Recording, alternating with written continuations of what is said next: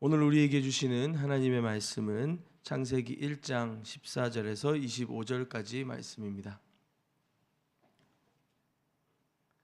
창세기 1장 14절에서 25절까지 말씀 한 절씩 교독하고 마지막은 함께 읽겠습니다. 하나님이 이르시되 하늘의 궁창에 광명체들이 있어 낮과 밤을 나뉘게 하고 그것들로 징조와 계절과 날과 해를 이루게 하라. 또 광명체들이 하늘의 궁창에 있어 땅을 비추라 하시니 그대로 되니라. 하나님이 두 큰 광명체를 만드사 큰 광명체로 낮을 주관하게 하시고 작은 광명체로 밤을 주관하게 하시며 또 별들을 만드시고 하나님이 그것들을 하늘의 궁창에 두어 땅을 비추게 하시며 낮과 밤을 주관하게 하시고 빛과 어둠을 나뉘게 하시니 하나님이 보시기에 좋았더라. 저녁이 되고 아침이 되는 이는 넷째 날이니라. 하나님이 이르시되 물들은 생물을 번성하게 하라. 땅 위 하늘의 궁창에는 새가 나르라 하시고 하나님이 큰 바다 짐승들과 물에서 번성하여 움직이는 모든 생물을 그 종류대로 날개 있는 모든 새를 그 종류대로 창조하시니 하나님이 보시기에 좋았더라. 하나님이 그들에게 복을 주시며 이르시되 생육하고 번성하여 여러 바닷물에 충만하라. 새들도 땅에 번성하라 하시니라. 저녁이 되고 아침이 되니 이는 다섯째 날이니라. 하나님이 이르시되 땅은 생물을 그 종류대로 내고 가축과 기는 것과 땅의 짐승을 종류대로 내라 하시니 그대로 되니라. 하나님이 땅의 짐승을 그 종류대로 가축을 그 종류대로 땅에 기는 것들을 그 종류대로 만드시니 하나님이 보시기에 좋았더라. 아멘. 어제 새해 첫날 우리는 첫째 날부터 하나님이 창조하시는 첫째 날부터 셋째 날까지 이야기들을 살펴보았습니다. 이 혼돈과 공허 가운데 우리 하나님께서 낮과 밤, 하늘과 바다 그리고 땅이라는 기초적인 틀들을 마련하시는 과정이었습니다. 오늘 본문은 넷째 날부터 여섯째 날까지 이야기가 담겨져 있는데 그 만들어진 틀 안에 생명을 가득 채우시는 하나님의 충만과 통치를 우리가 함께 보았으면 좋겠습니다. 첫 번째 넷째 날을 좀 볼 텐데요. 14절에서 19절까지입니다. 하늘의 궁창에 광명체들이 있어 낮과 밤을 나뉘게 하셨고 그것들로 징조와 계절과 날과 해를 이루게 하라라고 하셨습니다.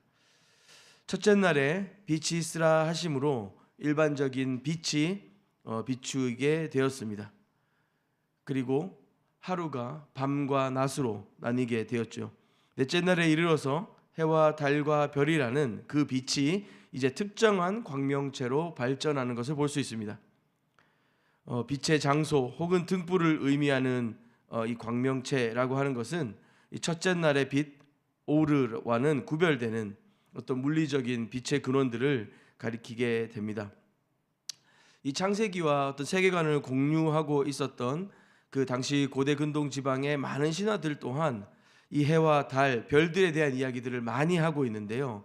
그들에게 해와 달과 별은 강력한 신이었습니다.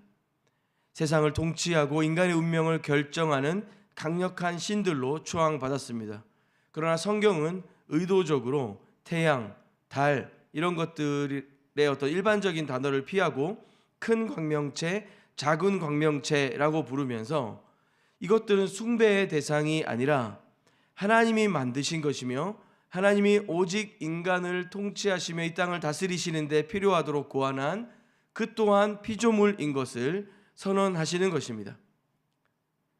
그리고 이것들은 예배받거나 추앙받거나 경배받기 위해 존재하는 것이 아니라 철저히 기능으로서 존재함을 성경은 가르쳐주고 있습니다.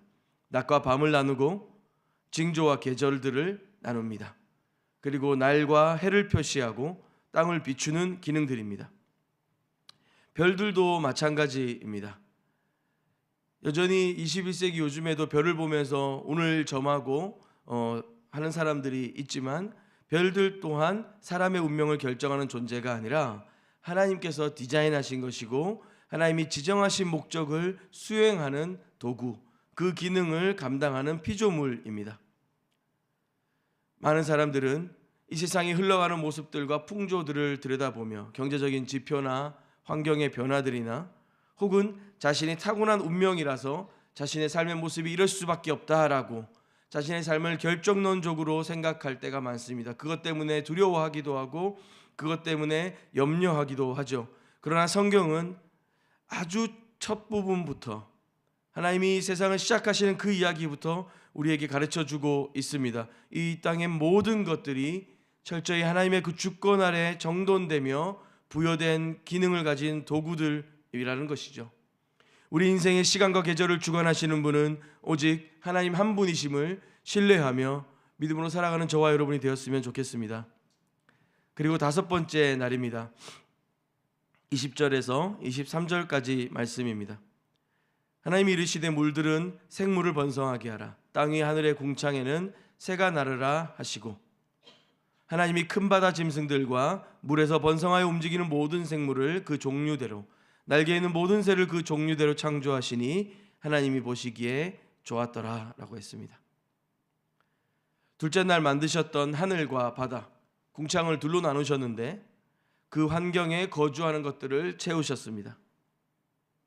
물이 스스로 생명을 낳는 자생력을 지닌 것이 아니라 효력을 발생케 하는 하나님의 말씀을 통해서만 생명을 낼 수 있다는 것입니다.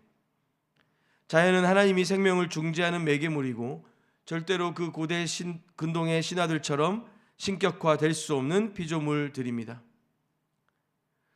그리고 여기서 재밌는 부분이 있는데 큰 바다 짐승들, 많은 사람들은 이야기들을 가지고 여러 상상력들을 가지게 되는데요.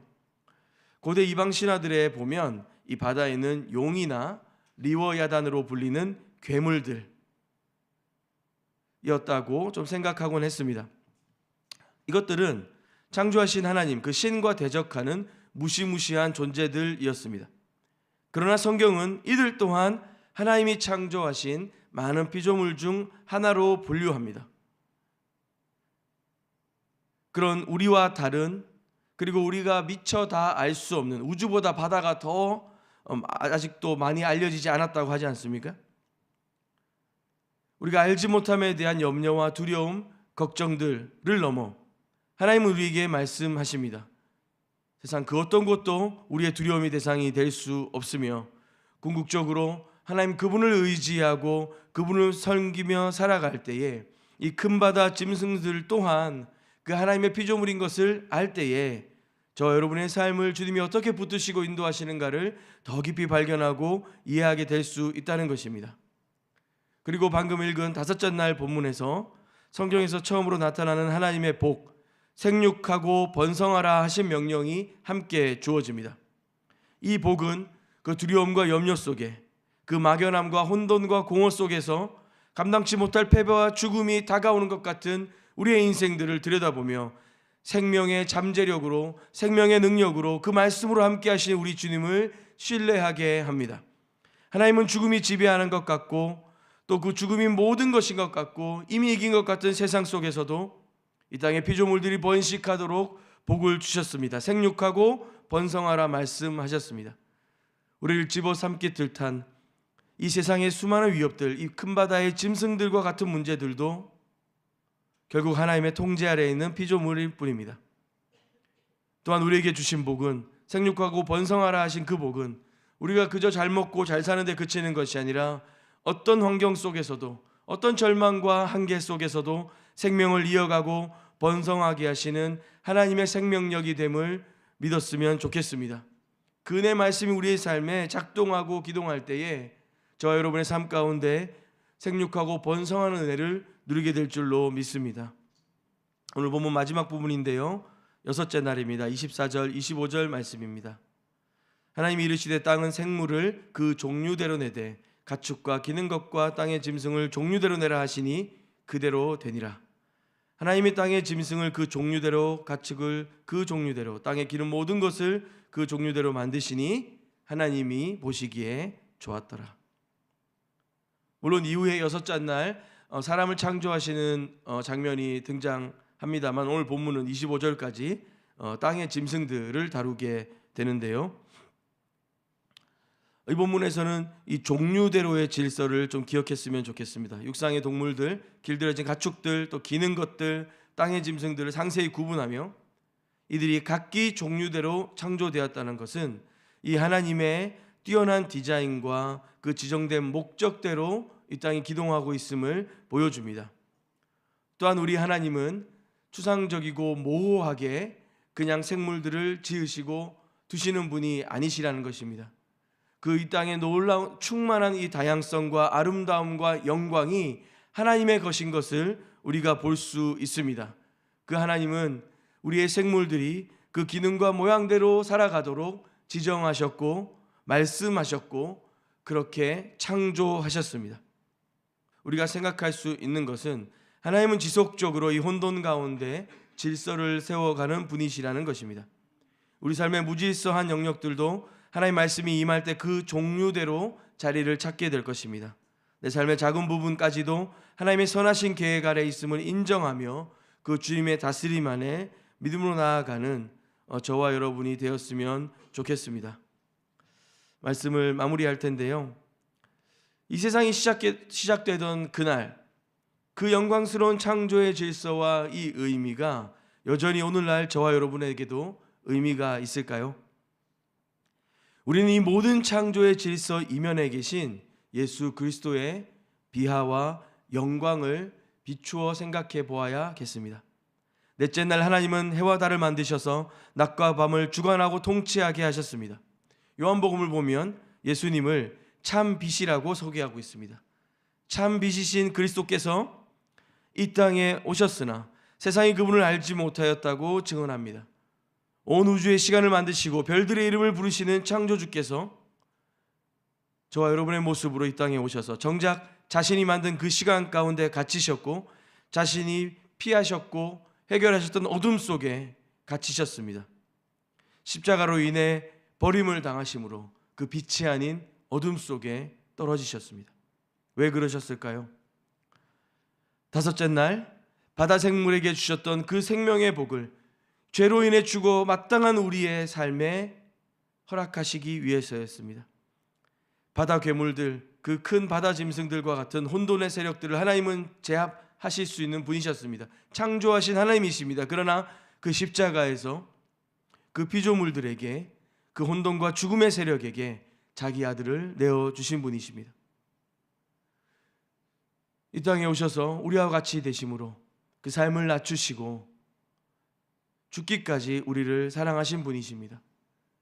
하나님이 창조를 통해 보여주신 그 은혜와 영광스러움이 예수 그리스도의 십자가 안에 담겨 있으며 그 십자가를 값없이 우리에게 내어주신 주님의 사랑을 생각할 때 오늘 저와 여러분이 누리는 이 평범한 하루, 해가 뜨고 지는 이 질서들은 단순히 자연현상의 결과가 아닐 것입니다.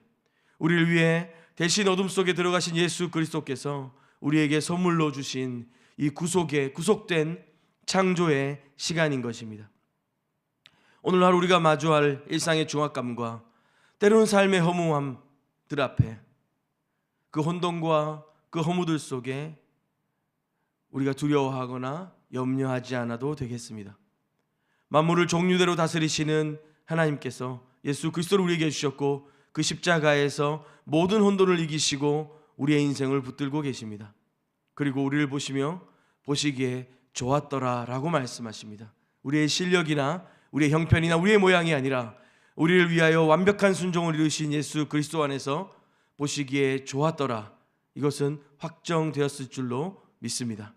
오늘 그 은혜의 통치 안에 살아가며 안식하며 당당하게 걸어가는 저와 여러분이 되었으면 좋겠습니다. 함께 기도하겠습니다.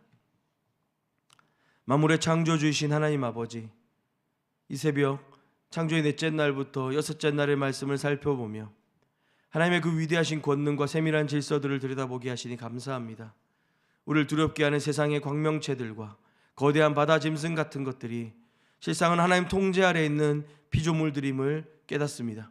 세상의 헛된 징조들의 마음을 빼앗기지 않게 하시고 오직 만물을 질서 있게 운행하시며 다스리시는 하나님을 신뢰하게 하시옵소서.